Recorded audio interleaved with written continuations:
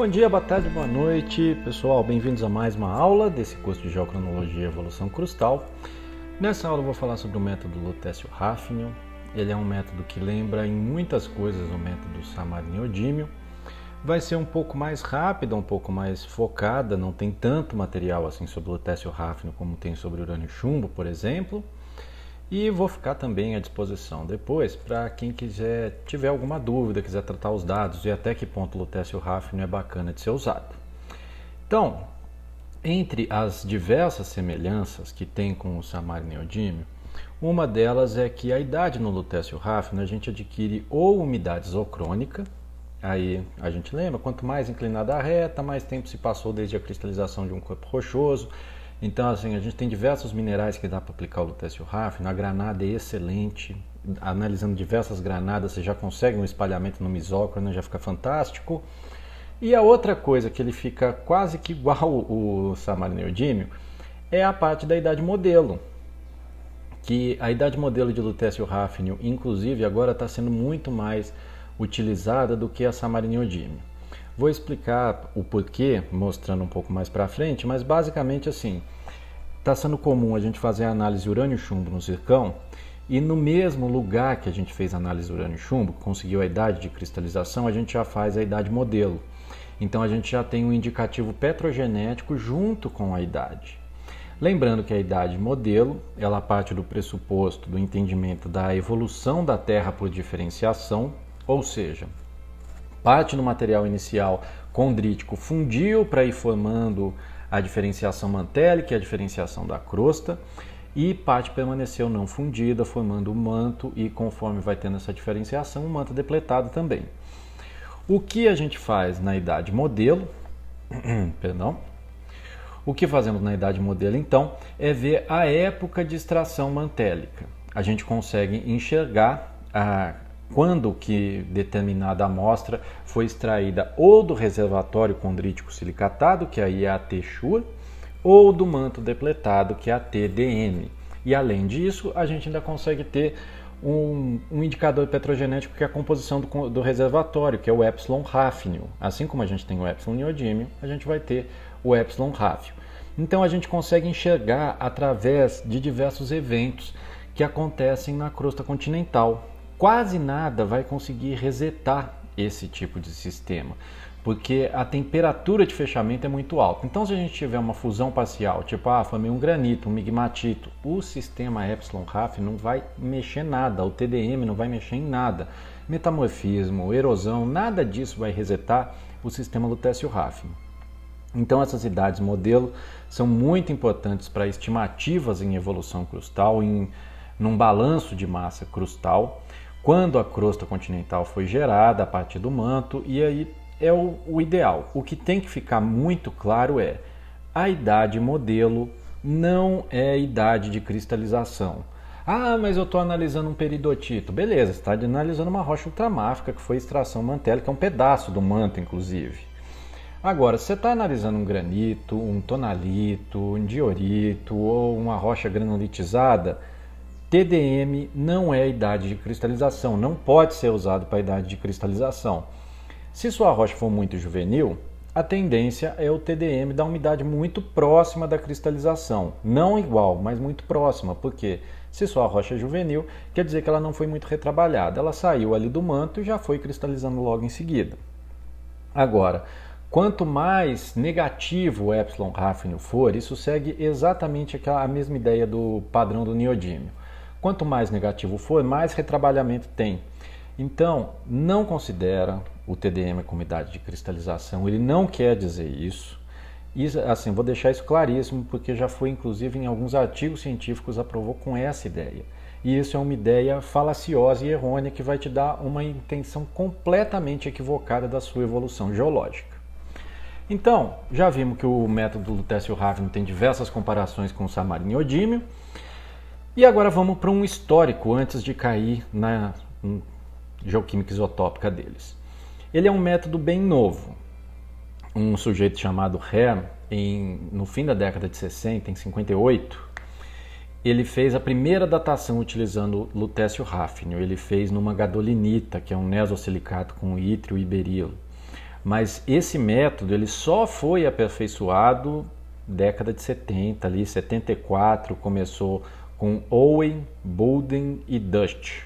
São essas três pessoas, novamente não sei como é que fala o nome desse pessoal, mas foi na década de 70, entre 70 e 74, quando foram as primeiras idades, com uma imprecisão muito grande ainda, mas foram as primeiras idades. Só o Pettit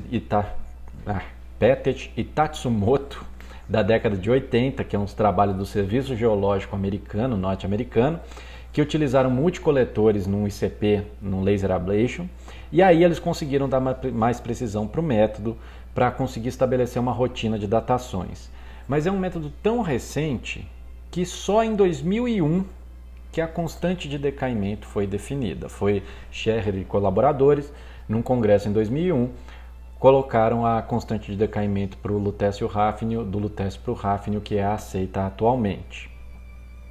Indo para a geoquímica isotópica dos dois, o lutécio é da família dos lantanídeos, é um terra rara pesado. Ele concentra-se muito em minerais acessórios, por ser um terra rara pesado.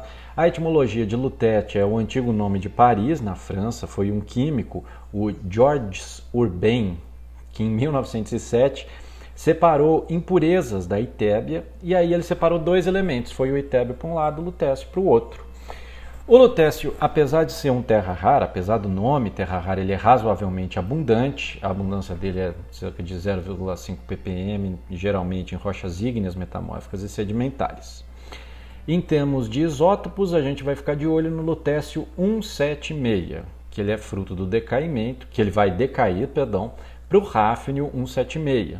O lutécio 76 é cerca de 2,6% do lutécio total. A grande parte do lutécio é o 175. Esse lutécio 76 vai decair para o hafnio, mas ele também vai decair para o itérbio 176. Um por captura de elétrons, outro por decaimento beta. Já vou entrar nessa parte.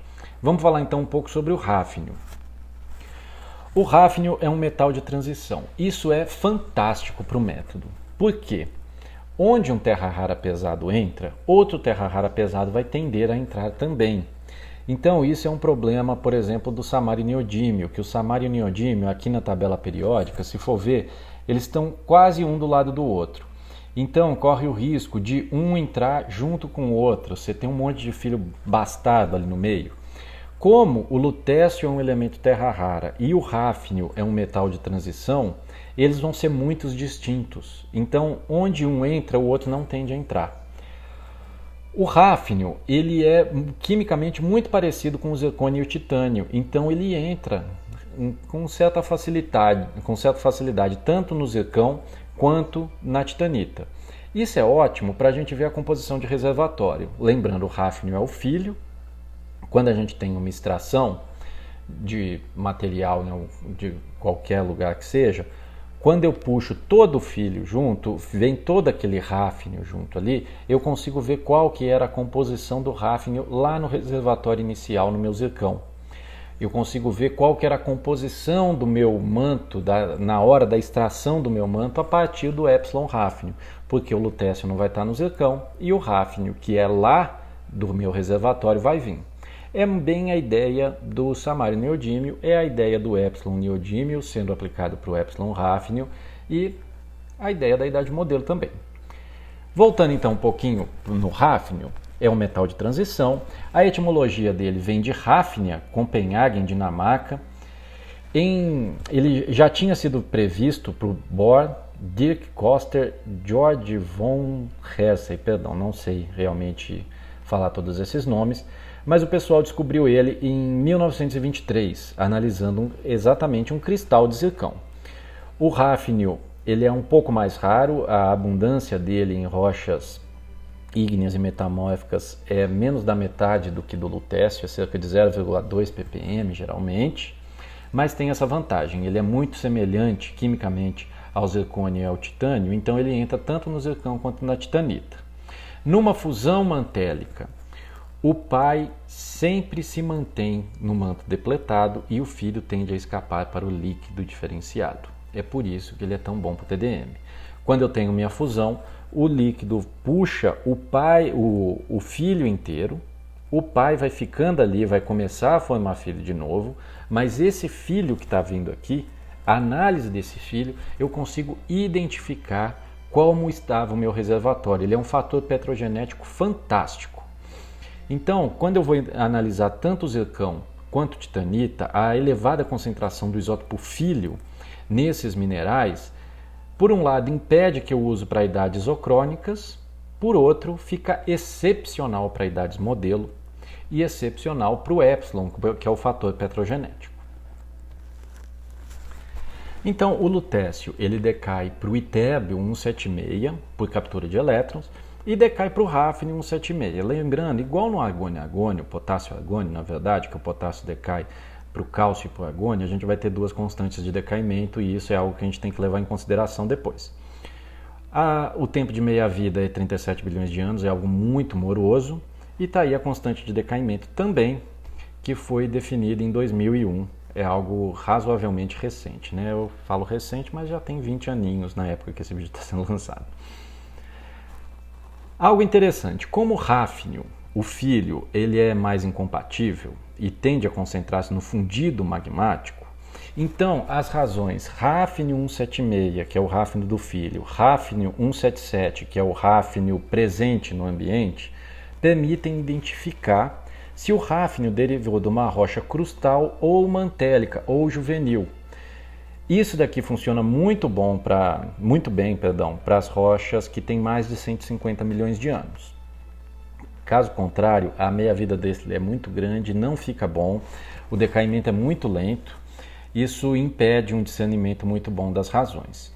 Então, basicamente, a gente consegue expressar exatamente da mesma forma do neodímio, do epsilon neodímio, a gente usa a notação do epsilon hafnium. Ele consiste na utilização do hafnium como um marcador na diferenciação de crosta para manto. O hafnium, quanto mais negativo eu tiver, a tendência de maior reciclagem na evolução. Quanto mais positivo, mais próximo eu estou da característica mantélica inicial, mais juvenil é a minha rocha. Então, vamos entender um pouco das idades modelo, o T-Shure e o TDM, utilizando o lutécio hafnium. Porque além do epsilon, quando eu pego o meu hafnium 175, 176 e 177, a gente consegue calcular a idade modelo, ou seja, a idade que esse material foi extraído da minha fonte mantélica. Então, na década de 80, o Patchett e o Tatsumoto eles definiram a composição lutécio 176 por hafnium 177 no reservatório condrítico. Eles fizeram diversas análises no meteorito de Murchison. Em 81, eles continuaram os trabalhos e aí o método começou a ser empregado como um traçador do manto, então eu já tinha um fator petrogenético bem mais robusto. E a partir da análise dos isótopos de hafnium em rochas de diferentes idades, eles começaram a construir um diagrama da evolução isotópica dos isótopos de hafnium, o hafnium, tanto o hafnium filho do lutécio quanto o hafnium comum, de acordo com o tempo. Eles foram estudando basicamente em zircão, que o zircão não pega lutécio e pega o hafnium todo, e aí eles foram definindo alguns parâmetros. Primeiro, eles usaram o zircão, a coisa óbvia, o hafnium é quimicamente semelhante ao zircônio, está cheio de hafnium ali. O zircão não pega lutécio, então o hafnium que tiver no meu zircão é excelente para a idade modelo, porque todo vai vir do meu reservatório. Nenhum hafnium vai vir de decaimento de lutécio. A razão lutécio-hafnium em zircão é menos de 0,001. É baixíssima, então você não tem lutécio ali. Então a razão do hafnium 76 pelo hafnium 77, ou seja, do hafnium do decaimento para o hafnium comum, vai variar muito pouco. Na verdade, não vai variar basicamente nada, porque não tem produção de filho. Além de você não pegar lutécio, a meia-vida é gigantesca. Isso vai preservar a composição inicial do hafnium no momento da cristalização. E o momento da cristalização é aquele momento que você retirou aquela extração mantélica. E a gente ainda tem uma vantagem do hafnium quando ele entra no zircão. O hafnium é rechonchudão, ele tem um raio atômico bem grandinho. Quando ele entra, ele deixa o zircão estável pra caramba. E aí a temperatura de fechamento vai para mais de 1000 graus. Já teve até 1100 graus registrados. Então o zircon fica forever. digamos assim. A gente não vai conseguir quebrar isso nem a pau. E vai guardar as razões isotópicas iniciais muito bem. Isso é fantástico para idades modelos e para padrões petrogenéticos. Então, como que a composição do ráfino se comporta? Já devem ter visto isso tanto lá na aula inicial do cachito e às vezes no método Samari-Neodímio. Caso já tenha visto o método Samari-Neodímio, é bem bacana porque um é complementar do outro aqui. Então, como que o ráfino se comporta? Quando tem uma fusão, o ráfino vai para o melt. E o lutécio, com o tempo, e o ráfino radiogênico, fica no manto empobrecido. Então, por exemplo, eu tenho aqui uma primeira etapa. Se eu tenho a fusão, o meu ráfino veio para cá. O lutécio manteve aqui no manto empobrecido e ele passou a produzir novos ráfinos. Quando eu tenho uma nova fusão, um segundo estágio de fusão nesse 2, eu volto a produzir mais aqui, ó. Eu volto a ter o ráfino indo embora, eu continuo cada vez mais depletado nele. Num segundo ponto, conforme a gente já está numa crosta e faz refusões, por exemplo, a curva do epsilon ráfino, ela vai diferir dessa curva reta aqui, dessa linha reta do 176 e 177, pois tem que levar em consideração a normalização pelo Schur. Então, os valores assumidos vão ser muito parecidos com os reservatórios silicáticos. Porém, a gente tem que sempre levar em consideração o retrabalhamento da nossa rocha. A gente tem o reservatório silicático, que é como se fosse paralelo ao eixo X, e conforme eu vou retrabalhando, eu vou juntando o ráfino, vou ficando cada vez mais negativo o meu epsilon ráfino, e o meu manto vai ficando cada vez mais depletado. É absurdamente semelhante com o Samari-Neodímio, esse pedaço.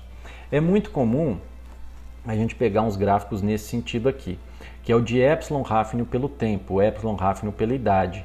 Indo ali para cima, a gente tem o manto empobrecido e a gente tem a diferenciação da crosta aqui para baixo. E aí tem só algumas análises, por exemplo, dos detríticos de Jack Hills, que são os zircões mais antigos da Terra primordial. A gente tem tanto coisa positiva quanto negativa. O gneiss de Acasta já mostra um retrabalhamento ainda que pequeno. Algo assim, uns processos petrogenéticos que são bem interessantes. Eu vou citar isso um pouco na hora dos estudos de caso. A grande vantagem do lutécio ráfino em cima do Samari-Neodímio, eu estou falando direto no Samari-Neodímio porque são métodos muito parecidos, assim, eles dão resultados muito parecidos. A grande vantagem é a análise in situ. O Samari-Neodímio você faz numa alíquota diferente do que você fez a datação. O lutécio ráfino não. Se você pega, por exemplo, seu zircão, você fura ali para pegar a idade urânio-chumbo e já fura no mesmo lugar, no mesmo domínio, para pegar o fator petrogenético lutécio ráfino. Então você já vai ter a idade e a evolução da rocha no mesmo ponto. Aqui tem uma foto, esse é um artigo da Mayra Tedeschi, que eu estou no meio também, com outros colaboradores.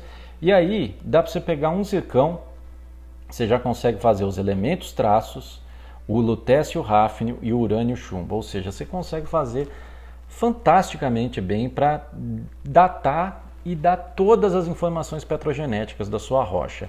É muito bom. Atualmente, você só mostrar umidade urânio-chumbo às vezes não quer dizer muito para a sua rocha, mas quando você junta com o lutécio ráfino fica fantástico. Se der para fazer elementos traços juntos, então melhor ainda. Porém, o lutécio ráfino, o spot dele é maior. Quando você vai fazer lutécio ráfino, geralmente você tem aí uns 25 micrômetros por urânio-chumbo, vai até uns 30, 40 para o lutécio ráfino. Ele é um pouco maior e ele precisa pegar mais volume também. Então acaba que corre o risco de você ter algo duplo, de pegar mais de um domínio, porque realmente o lutécio ráfino faz um rombinho um pouco maior ali no seu grão. Falando então sobre as idades isocrônicas, idade isocrônica de lutécio ráfino tem uma precisão fantástica, pode ser usada em ígnea, metamórfica, sedimentar. Geralmente a gente coloca dados de rocha total com granada, apatita e zircão, e aí a gente amarra a razão inicial.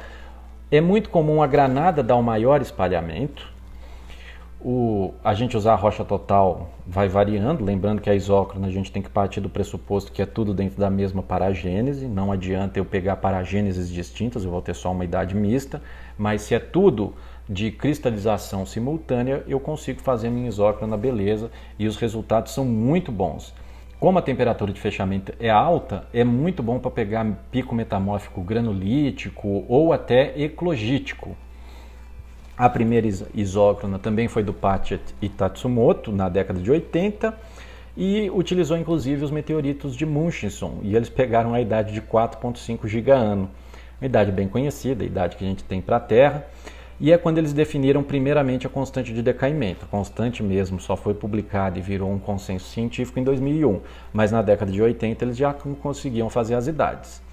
A isócrona, ela foi essa do Murchison, do Patchett e Tatsumoto, usando os meteoritos de Murchison, foi feita com 10 pontos de meteoritos acondríticos, só um detalhe a mais. Então, a gente amarra não só na apatita, mas também na rocha total e na granada.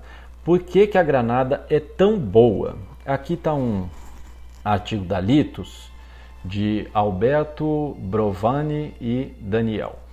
E é o timing do metamorfismo de alta pressão nos X-lustre da parte alpina. Fizeram lutécio-hafnia em granada para pegar as idades. O que é muito legal, esse lutécio-hafnia, olha o espalhamento fantástico. Aqui está a rocha total e os pontinhos da granada. Rocha total, pontinhos da granada, rocha total, pontos da granada. A granada é um mineral excelente para amarrar essas isócronas porque ele acolhe muito terra rara. E o coeficiente de partição da granada mostra uma quebra claríssima quando você sai do lutécio, que é um terra rara, e vai para o hafnio, que é um metal de transição. Aqui está, por exemplo, o coeficiente de partição do CPX, que é quase uma constante, e o da granada. Conforme você vai pegando, vem aqui no lutécio é 1 e pá, no hafnio você desce de uma vez. Ou seja, ela adora pegar o terra rara pesado, mas o metal de transição ela meio que deixa de lado. Então, é excelente. Vou pegar o pai e não vou pegar do filho. É a premissa básica para a geocronologia. Como o hafnio não é um terra rara, o sistema tende a ficar muito mais eficiente, pois os elementos não vão andar juntos. E isso é uma grande vantagem em relação ao samara e neodímio, que os dois estão aqui, ó, um do lado do outro, o coeficiente de partição deles em muitos minerais é muito semelhante. Mas, fazendo um parênteses aqui, o range composicional da granada é muito amplo. Então não dá para falar assim, é granada, pode usar que é batata. Não, tem granadas e granadas. Você tem piropo, você tem almandina, você tem glossurária. Vai vendo a sua granada, faz as análises, mas é um mineral muito propício a amarrar boas isócronas de lutécio-hafnio. Continuando, aqui é só um ponto, esse daqui é mais para citar um estudo de caso rápido. Pegaram granadas zonadas e fizeram algo maravilhoso. Conseguiram amarrar para a rocha total em um ponto e colocaram as granadinhas, tanto colocando de um lado quanto de outro, pegando idade mínima e máxima. Foi muito bacana esse estudo, porque na granada zonada, utilizando o mesmo rocha total, conseguiu o espalhamento. Mas vamos pegar alguns estudos de caso, que o lutécio-hafnia é bem bacana, dá para fazer muita coisa. O primeiro estudo de caso é esse de estudos de peridotito a partir de isótopos de hafnio aí do Strack Colaboradores. Saiu na Earth Planetary Science, ele já é um artigo com cerca de 10 anos, mas é um artigo muito interessante. Por que esse artigo é tão legal? Que a maior parte de estudos mantélicos são realizados em basaltos, seja MOB, seja OIB, mas basaltos em geral. Porque peridotito é raro, altera com facilidade, é difícil se encontrar peridotito. Então, esse daí, os autores analisaram o hafnio em diversos peridotitos do mundo afora. O resultado foi bem legal. Eles fizeram um comparativo, e aí aqui tem um tanto de MOB e OIB, e aqui eles foram plotando onde eles têm os peridotitos. Essas bolinhas aqui a gente pode ver o MOB, o OIB, e aqui Gackel Ridge, Indian Ocean, Salterzinda. Ok. A primeira comparação, o neodímio, aqui embaixo, o epsilon neodímio, com as razões do hafnio e o epsilon hafnio. Numa primeira comparação, somente esse daqui, ó, o Gackel Ridge, que ele não apresentou um epsilon neodímio e um epsilon hafnio semelhante ao MOB. Então, ele já deixou claro nessa parte que a partir do momento que eu tenho esse tipo de espalhamento aqui, diferente da linha do MOB, provavelmente no meu peridotito tem alguma coisa que eu não estou levando em consideração na hora de calcular meu balanço global, quando eu pego só MOEB e OIB. Ele começou a abrir assim e falar, olha, se a gente só usar os basaltos, não vai estar refletindo todos os processos mantélicos. E aí ele deixou claro um fracionamento mais intenso ali. Obviamente, dá para ver por esse espalhamento, por estar tão desgarrado de MOEB e OIB, claramente teve algum processo que esses peridotitos passaram que o MOEB e o OIB não leram. Então, algumas amostras chegaram a variar bastante, chegou a amostra da mais 104 no Epsilon Hafnium, isso daí é algo assim realmente inimaginável, são essas amostras que estão aqui em cima, e algumas dessas variações não foram vistas no Epsilon neodímio. Se eu for pegar, por exemplo, o Epsilon neodímio aqui está no mais 8, mas o Epsilon neodímio está caindo no campo dos OIBs. Agora o Hafnium não. O Hafnium deu uma variação tremenda. O que isso quer dizer? Provavelmente o Hafnium ele guardou alguma diferenciação pretérita, alguma diferenciação inicial no manto que o neodímio não viu e o neodímio já deu uma resetada e está junto com o OIB e o MOEB. Então vamos analisar um pouco mais. Ele pegou que os isótopos de Hafnium, a sugestão é, a partir do momento que o neodímio não alterou, que o neodímio tem o mesmo padrão do MOEB e o Hafnium não, o Hafnium preservou uma depletação ancestral. Essa foi a interpretação. Então, o que a gente tem aqui, nessa parte da direita aqui, lutécio comparado com neodímio, e é a mesma ideia para o lado de cá. A gente pega o lutécio de um lado, o neodímio do outro. Aqui são as curvas de fracionamento e desenvolvimento mineral e crustal. Aqui um decréscimo do CPX e aqui uma variação na rocha total. O que isso está me sugerindo? Eu tenho uma variação muito forte aqui no lutécio Hafnium, nesse comecinho aqui, uma variação enorme no lutécio Hafnium, que o samário neodímio quase não vê. Isso daqui está praticamente verticalizando. Quando eu estou praticamente verticalizando, o que eu estou dizendo é o meu eixo X não está lendo tão bem quanto o meu eixo Y. Isso quer dizer que o meu samário neodímio não está dando a resposta que o lutécio Hafnium está lendo. Isso está me sugerindo que o samário neodímio foi susceptível a algum resetamento nesses peridotitos. Ou seja, pode ser uma interação melt rocha, qualquer coisa nesse sentido. Com isso, o isótopo do neodímio ele não vai preservar essa depletação ancestral que o Hafnium preservou. Dado o pouco conhecimento que a gente tem do manto propriamente dito, a gente estuda manto basicamente por xenólitos peridotíticos, também tem estudos geofísicos, mas essa parte de petrografia é muito mais por xenólitos. Então a gente tem um conhecimento muito raso do manto. A sugestão é que a variação isotópica do Hafnium foi muito maior do que a inferida nos basaltos, porque ele consegue ler as diferenciações pretéritas. Isso quer dizer o quê? Que o MOEB não vai representar diretamente a variação isotópica do manto depletado. Com isso, o problema disso tudo é que o balanço de massa global pode estar completamente fajuto, baseado em modelos que levam muito em consideração essa variação de MOEB e OIB. Aqui nesse outro gráfico do lado, é só para mostrar as grandes variações de lutécio, enquanto o samário neodímio fica bem baixinho, quase horizontalizado aqui. Okay?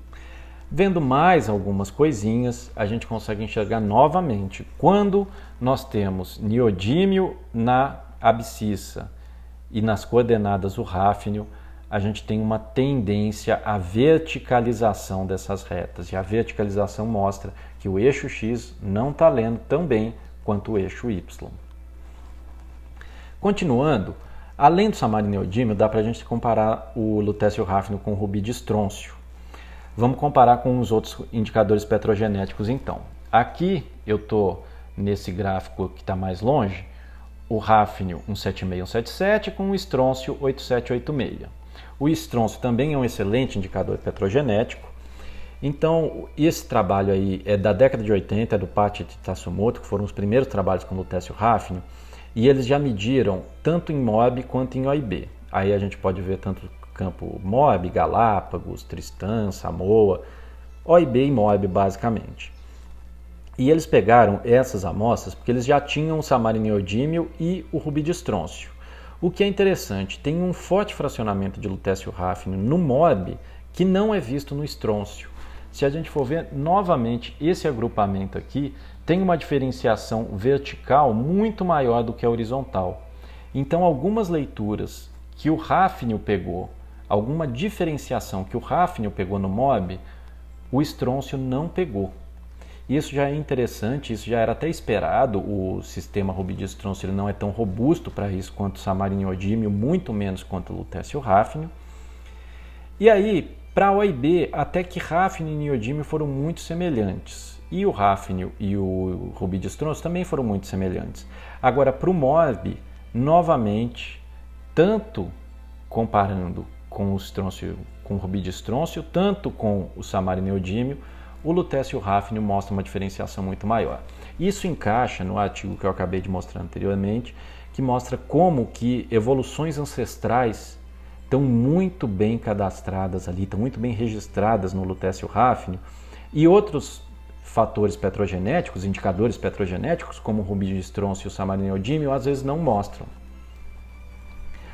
Um outro estudo de caso é a datação, quando eu coloco o epsilon rafnio para detríticos. Por quê? Quando eu dato, por exemplo, urânio chumbo, peguei meu zircão ou minha apatita, datei para urânio chumbo, a datação vai fornecer a idade ponto.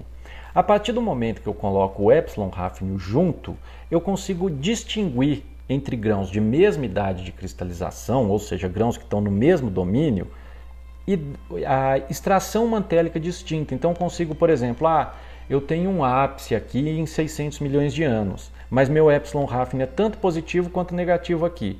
Provavelmente são fontes distintas, provavelmente assim, quase que certeiro que são fontes distintas, a não ser que você tenha algum tipo de contaminação bizarra no meio, mas a partir do momento que você tem uma contribuição de epsilon rafnio positivo e outra negativa, provavelmente você está jogando fontes de diversos pontos ali.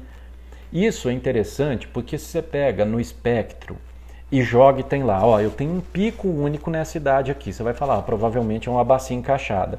Mas quando você faz o epsilon rafnio, você vê que tem positivo, tem negativo, tem intermediário. Você fala, na verdade não é uma bacia encaixada. Eu tive uma reciclagem grande nessa época, só que eu trouxe rocha de arco magmático, trouxe rocha de arco de ilha, trouxe rocha de litosfera oceânica, trouxe tudo e baguncei aqui dentro. Só para fazer um exercíciozinho de rápido aqui, esse é um sketch clássico de geologia geral. E eu tenho aqui um arco magmático, eu tenho uma parte de rifteamento, eu tenho uma geração de arco de ilha, eu tenho aqui um hotspot e uma crosta oceânica sendo gerada. Onde eu vou ter epsilon rafnio mais positivo e mais negativo? Enquanto eu estou aqui nas fases iniciais de um arco de ilha, a tendência é o meu epsilon rafnio tender a ser mais positivo. Por quê? Eu não tenho retrabalhamento crustal. Eu estou extraindo minha parte mantélica e cristalizando sem passar por nada ciálico, nada alumino-silicatado. Eu não estou fazendo esse tipo de reciclagem. A tendência é o meu epsilon rafnio ser quase positivo ou pouco negativo. Conforme eu vou evoluindo na cristalização fracionada, eu saio de termos mais tonalíticos e vou para termos granodioríticos a graníticos. A tendência é meu rafnio por esse retrabalhamento e cada vez ficando mais negativo. Indo para o arco magmático, ou seja, uma subducção já numa borda continental, a chance de eu conseguir um epsilon rafnio negativo, um epsilon rafnio positivo, ou seja, com uma composição muito semelhante à mantélica, é quase zero. Porque ele vai estar atravessando uma coisa, ele vai estar contaminando muito a sua amostra. E quando for cristalizar, ele já vai indicar isso. Então, em arcos magmáticos, a tendência é você ter um retrabalhamento maior e o epsilon rafnio ser cada vez mais negativo. A gente pode olhar no OIB, podemos olhar, por exemplo, quando for diretamente cortando uma litosfera oceânica, é comum a gente ter algo que lembra muito o manto, ter algo muito mais puxado para o positivo. Então, é bom ter esse exercício em mente na hora de fazer a interpretação de o que o seu dado quer dizer. E ainda nesse termo de epsilon hafnium positivo, negativo, eu volto no trabalho que eu já citei na parte do urânio chumbo, esse trabalho do Conde e colaboradores, que são as idades de zircão episódicas, onde ele coletou dados em escala global de zircão, e ele pegou os isótopos de hafnio para entender o crescimento. E quando eu tenho hafnio, uma correlação dos picos, tanto positivo quanto negativo, quer dizer que assim como eu tenho porções que eram juvenis, porções que eram quase mantélicas, eu já tive porções também de alta contaminação crustal. Isso é clássico de eventos orogenéticos, isso é clássico de quando eu coloco um monte de coisa junta no mesmo canto. E nisso ele foi relacionando diretamente com Pangeia, Gondwana, Rodinia, Nuna, ou seja, os ciclos de supercontinentes. Isso é muito interessante. Quando eu tenho uma orogenia completa, a tendência é eu registrar tanto um epsilon hafnium positivo quanto um epsilon hafnium negativo. Quando eu estou com coisas muito oceânicas, sem contaminação, muito juvenis, o epsilon hafnium tende a ser positivo. A partir do momento que eu começo uma reciclagem cada vez maior, cada vez maior, cada vez maior, cada vez maior, o meu epsilon hafnium vai ficando cada vez mais negativo, até eu ter uma fusão, por exemplo, de uma bacia de retroarco após uma colisão, onde eu vou fundir tanto sedimento, o meu epsilon hafnium vai ser absurdamente negativo. É bem interessante como esse fator petrogenético influencia para o entendimento da evolução crustal, porque se eu simplesmente pego o meu pico, eu posso falar, isso daí está do lado de um arco magmático. Quando eu começo a ler o epsilon hafnium, você começa a entender, não, eu não preciso estar perto de um arco magmático, eu posso estar recebendo uma série de rochas que vão significar, elas vão representar uma orogenia que ocorreu ali em determinado tempo, seja numa amalgamação de supercontinente com o Pangeia, Gondwana, Rodinia, seja numa simples orogenia estilo himalaiana, que nem chegou a formar um supercontinente, mas já agregou uma série de coisas, deu grande deformação, levando inclusive a fusões que por enquanto ainda estão na crosta profunda. Essa foi a parte do lutécio hafnio. Sumarizando, ele é muito parecido com o samara e neodímio, mas vem mostrando resultados melhores, principalmente para diferenciações ancestrais.